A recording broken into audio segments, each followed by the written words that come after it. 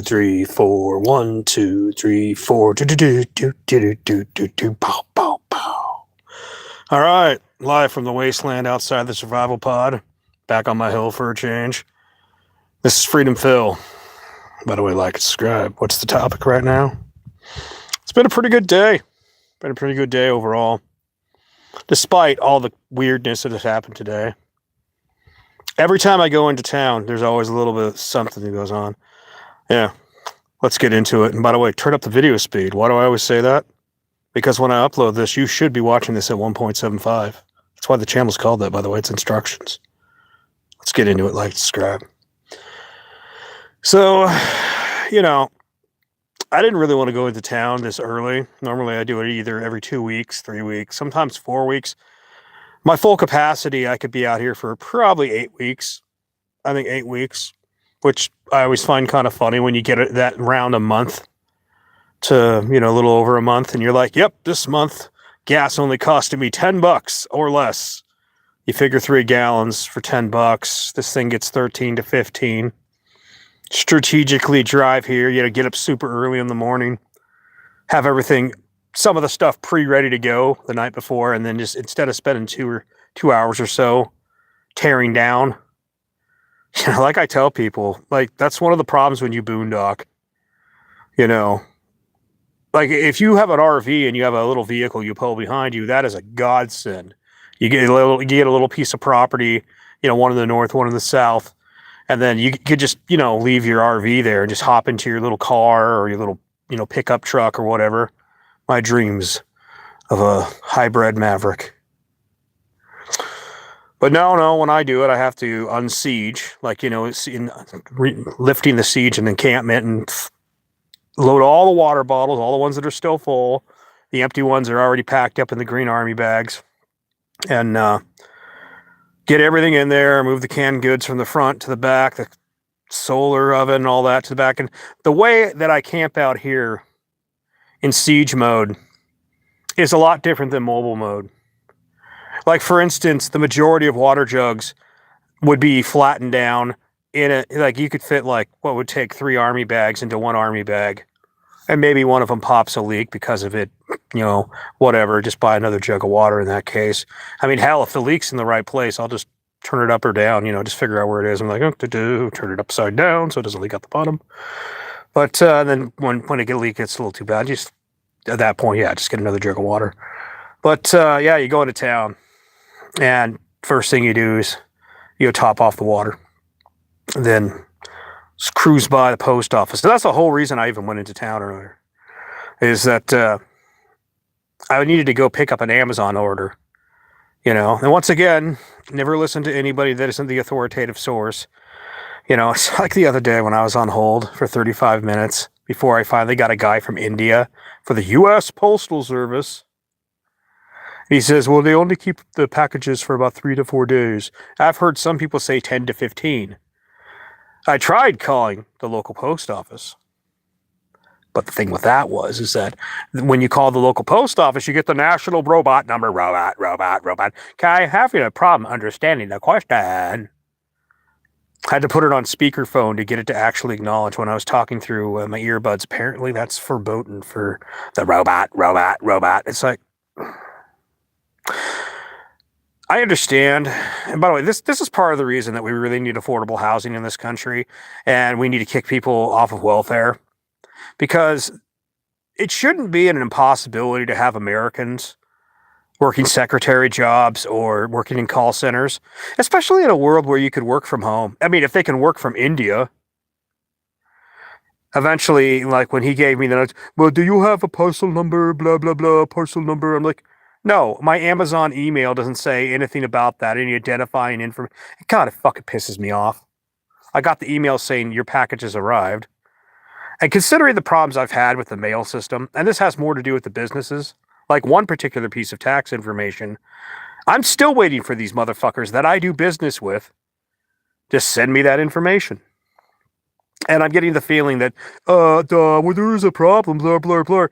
And it's funny because when I called them up back in December and said, I need it sent to this address down here, they're like, okay, we'll do that, blah, blah, blah.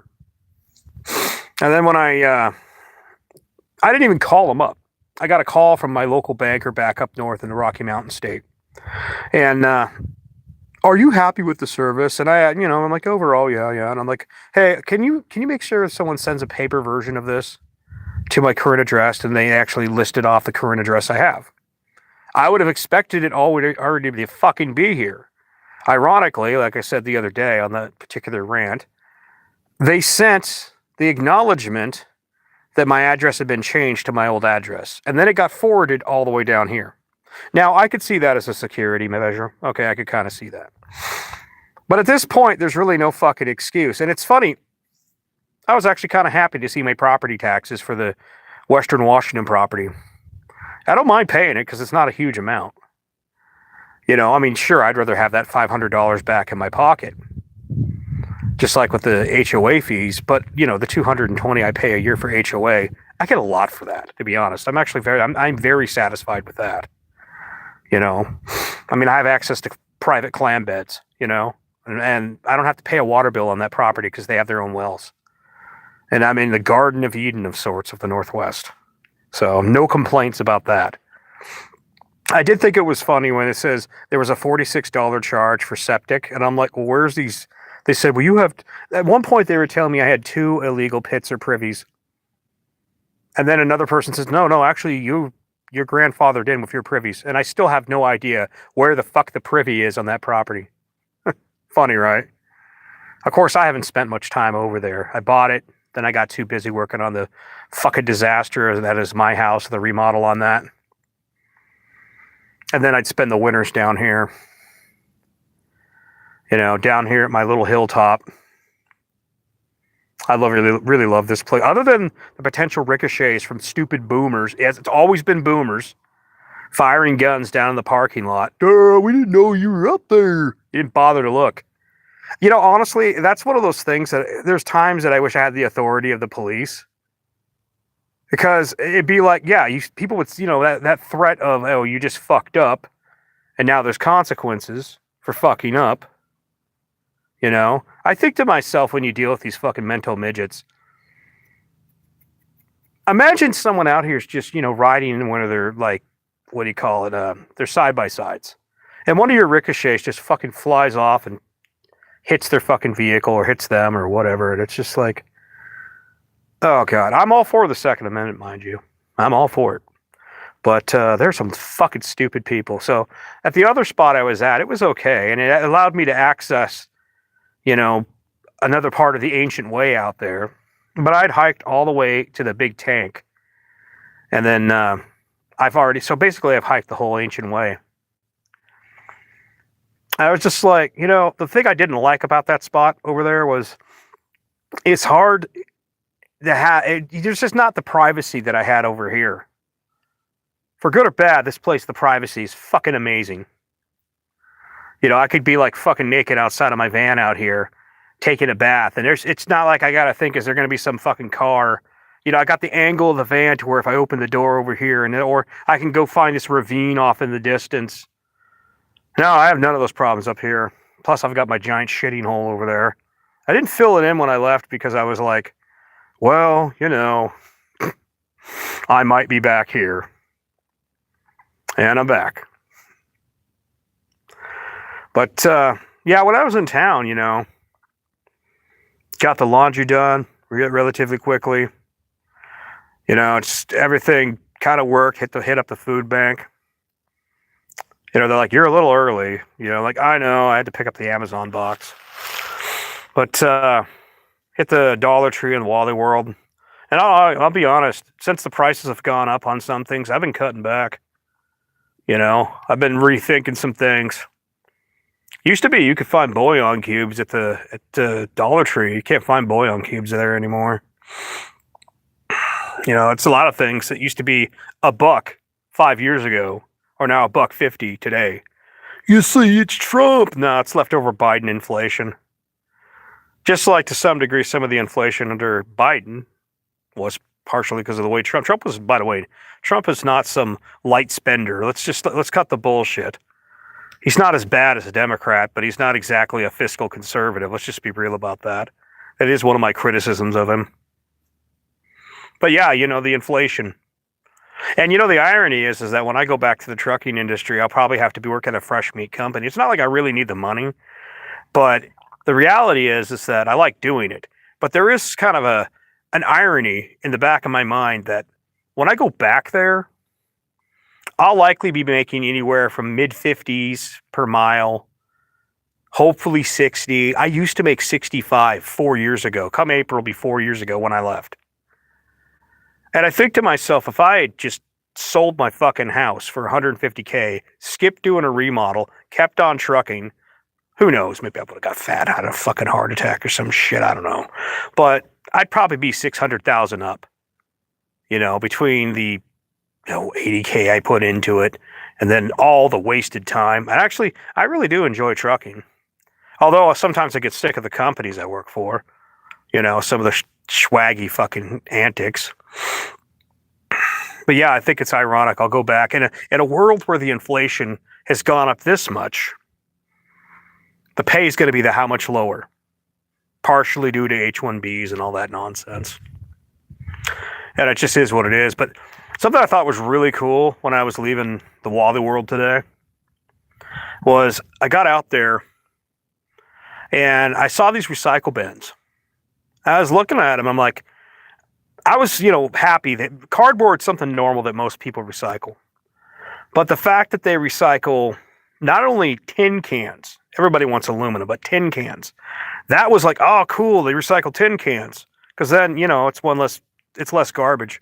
You go in town, you just recycle it instead, But they also recycle a myriad of plastics. And I'm like, I don't know if they're really recycling it, but I do know they accept it.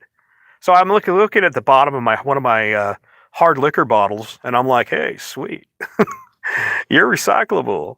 I'm looking at some other, plastic things that normally I'd cut up into small pieces, put in a bag, and, I go to the gas station or the grocery store or whatever. When I'm passing through, I'm like, hey, I'm buying something. Just like someone takes some garbage out of their car, I just grab one or two little bags after anywhere from 2 to 4 weeks. I don't really make much garbage out here. A little bit burnable, some compostable. There's not much, but most of what was going to be a problem is actually recyclable.